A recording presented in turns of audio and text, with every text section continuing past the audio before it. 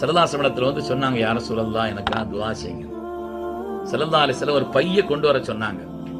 கொஞ்சம் பேரீத்தம்பழங்களை அள்ளி, வரலாற்றில் தெளிவாக சொல்கிறார்கள், அதிலே கூட எத்தனை பேரீத்தம்பழம் இருந்தது என்று. 21 பேரீத்தம்பழம் இருந்துச்சான்.